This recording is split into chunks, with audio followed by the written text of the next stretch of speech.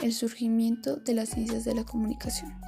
Empezamos con el nacimiento de la era científica, que está dividido por 3 fases. El surgimiento de la profesión de la oratoria, que es el estudio de la oratoria como herramienta para transmitir la ciencia del conocimiento.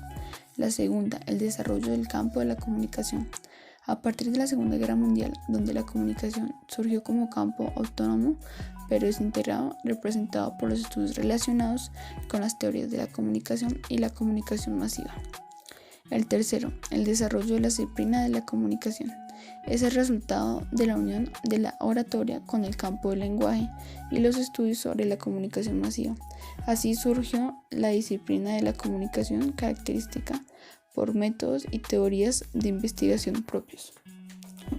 La era científica fue sucesora del Renacimiento, en el cual predominó el pensamiento humanista, el cual fue oscurecido poco a poco por el surgimiento de la ciencia moderna.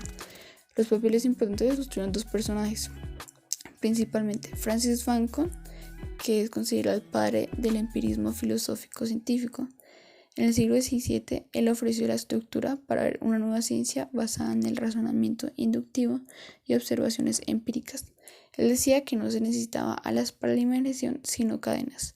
El método científico permitía ser superior a los pensadores antiguos. Él precisó las reglas del método científico experimental y desarrolló una teoría empírica del conocimiento, lo que hizo que fuera uno de los pioneros del pensamiento científico moderno. El segundo personaje es Galileo Galilei, que es astrónomo y matemático. Decía que eran las matemáticas la verdadera ciencia y no el griego y el latín. Era el eminente hombre del Renacimiento y padre de la física moderna y la ciencia.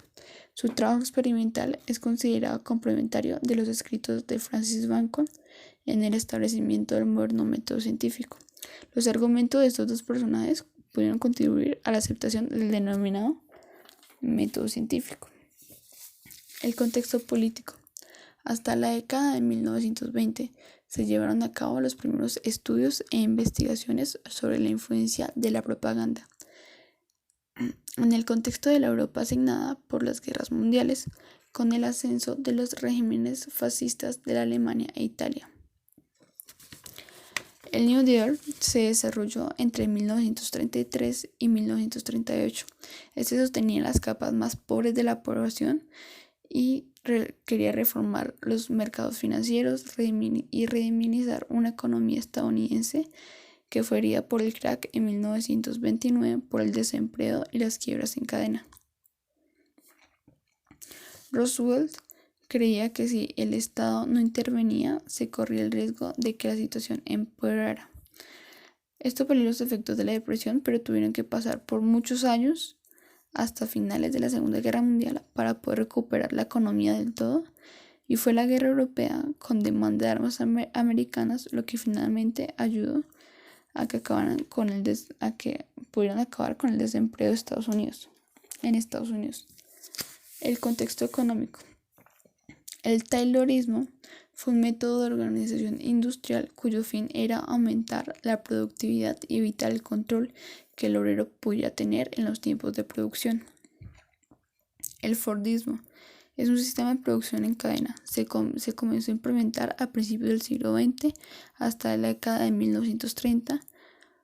Comenzó a instaurarse como un sistema de producción generalizado. Vivió una época de esplendor hasta la década de 1970, y su crecimiento fue muy bueno después de la Segunda Guerra Mundial. El contexto social. En la propaganda está influida en la actitud de una comunidad respecto a la causa o posición, presentando solamente un lado o aspecto de un argumento. Esto lo hacía difundiendo en una amplia variedad de métodos con el fin de obtener el resultado deseado de la actitud de la audiencia. En esta imagen podemos ver a James Montgomery Flagg y sus cartel del tío Sam, que es una personificación de los Estados Unidos, y con el mensaje I want you for US Army tuvo tanto éxito que se volvió a utilizar en la Segunda Guerra Mundial para reclutar a los soldados. El manejo de las masas. Para esto podemos empezar con la psicología de las masas, que investiga por qué las industrias se contagian del comportamiento de los demás y se limitan a repetirlo sin cuestionarse nada y repercutió en lo político, en lo religioso, en la sociedad, en la economía y en la moda. En el contexto cultural, vamos a hablar de algunas de las escuelas de la comunicación, como la europea, que se centró especialmente en la Alemania prenazi y se destacó en las corrientes del pensamiento en torno a la materia de la comunicación. La estadounidense, que tuvo como central la Universidad de Chicago y comenzó a desarrollarse a principios del siglo XX. La escuela latinoamericana, que se le llama así por el desarrollo que la teoría de la comunicación tuvo en los latinoamericanos. Esta dependía muchísimo de lo que sucedía en Europa, especialmente en Francia. El surgimiento de los superhéroes. El cómic se popularizó a finales del siglo XIX a través de breves tiras de viñetas que se las publicaban en los periódicos y las revistas. Estas giraban en torno a una lección moral con la que lo concluían, y la buena aceptación que tuvo hizo que las historias se fueran alargando y se formaron los folletines. Las lecciones morales en esto seguían, pero con el tiempo la trama empezó a tomar más peso, surgiendo así los cómics de aventura y por fin pasar a los cómics de superhéroes. Estos tuvieron un resultado porque fueron muy exitosas y populares dentro del noveno arte. Un ejemplo puede ser Batman en la Gran Depresión. A finales de los años 30 y las consecuencias del crack del 29 y la Gran Depresión seguían notándose. Los años posteriores a la ley seca, cuando la mafia seguía teniendo el control y los índices de criminalidad se elevaban, decían que el Caballero Oscuro en sus orígenes se encargaba de limpiar los bajos fondos de la gran ciudad y transmitía un mensaje de seguridad a la población, porque los protegía contra la realidad que nadie quería ver, pero que sin embargo él estaba ahí acechando. El cine mudo. En esta imagen podemos ver el fotograma de la película muda Lirios Rotos, con Lillian Gish y Richard Waldman expresando sus acciones a través del lenguaje corporal, algo muy característico de las películas mudas. Los inicios del cine mudo coinciden con la Primera Guerra Mundial, los primeros automóviles, el primer vuelo del hombre y el inicio de la fotografía. Charlie Chaplin, un actor muy reconocido del cine mudo, adquirió una gran popularidad en el cine mudo gracias a las múltiples películas que realizó con su personaje Charlotte.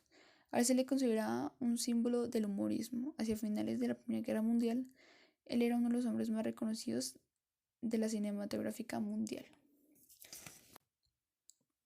Para finalizar, vamos con la evolución de los medios de comunicación, en el cual en el siglo XX a la actualidad se han ido creando muchas formas de poder comunicarnos entre nosotros. La radio, la primera transmisión televisiva, los satélites de comunicación y muchos más. Con los avances de la tecnología y la electrónica, hemos podido poder llegar a lo que tenemos hoy en día en la actualidad, como son los celulares, el internet, chat, los correos y demás. Muchas gracias.